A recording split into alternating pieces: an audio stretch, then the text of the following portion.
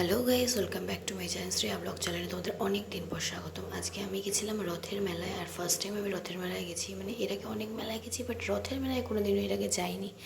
রথ দেখতে গেছি, মানে এলাকায় রথ থাকলে সেগুলো দেখতে গেছি, কিন্তু মেলায় কোনো দিনও যাইনি। তো আমাদের এখানে রথটা ক্রস করেই আমরা টোটো করে সোজা চলে গেলাম মেলার সামনে। আর মেলার সামনে খুব সুন্দর আংটি বিক্রি হচ্ছিলো, সেগুলো আমি দেখছিলাম।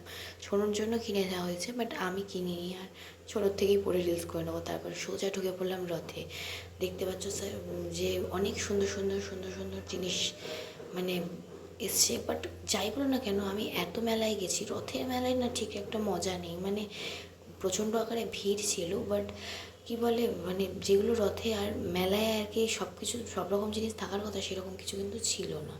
তারপর আমরা ট্রেন চড়তে চলে গেছিলাম, কারণ আমি বেশি হেভি কিছু চড়তে পারবো না। আমার হাতটা তোমরা দেখতেই পাচ্ছ, হাতটা ব্যথা আছে, হাতটা কাটা আছে, সেই জন্য আমি বেশি দূরের মানে বা বেশি হাই ডিস্টেন্স কিছু চড়তে পারবো না, ট্রেনটাই পারবো। তো সোজা বসে পড়েছিলাম ট্রেনটায়। ছনু আর জিজু সামনেটায় বসেছিল, আর আমি আর দিদি বসেছিলাম পেছনের দিকে সিটটায়। তো খুব সুন্দর লাগছিল অ্যাম্বিয়েন্সটা, খুব একটা ভয় লাগছিল না, শুধু একটু উঁচু জায়গাটায় একটু বুকটা হালকা ধুকধুক করছিল, বাট খুব একটা খারাপ নয় জিনিসটা। মানে নর্মালি হাই ডিস্টেন্স যেগুলো আছে, যেগুলো চড়ে বা নাগরদোলনা, এগুলোর থেকে অনেক ভালো। আমি আবার চিজ করছিলাম। তবে যাই বলো গাইস, আমি এত মেলায় চড়েছি, এই মেলায় মানে এত মেলায় গেছি, এই মেলায় আমার ঠিক পোষায়নি। মানে যে জিনিসগুলো আমার দরকার ছিল সেরকম কিন্তু আমি কিছুই পাইনি। শুধু না কিনলে নয়, তাই একটা ঝুমকা আর একটা জুয়েলারি সেট কিনেছিলাম অক্সিডাইসে, তো সিলভার কালারের। তো সেটাই, এই দুটো জিনিসই কিনেছিলাম। আর বাকি কিছু আমার তেমন ভালো লাগেনি। ভেবেছিলাম দুটো হাফ প্যান্ট কিনবো, কিন্তু প্যান্ট জামা কোনো কালেকশানই ছিল না, মানে জামা প্যান্ট ছিলই না।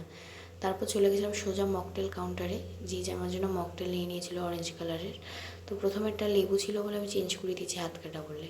তারপর চলে গেছিলাম ফুচকা খেতে, কিন্তু আমি যেহেতু টক খেতে পারবো না, তাই আমি শুধু ফুচকার পাপড়ি খেয়েছিলাম, যেহেতু তোমরা দেখতেই পেয়েছো আমার হাতটা কাটা। তারপর আমরা সবাই মিলে হাঁটতে হাঁটতে জেনিটের পাশ থেকে চলে গেলাম খাবার খেতে, কারণ ডিনার করেই আমরা রাত্রে বাড়ি ঢুকবো, সেই কারণে।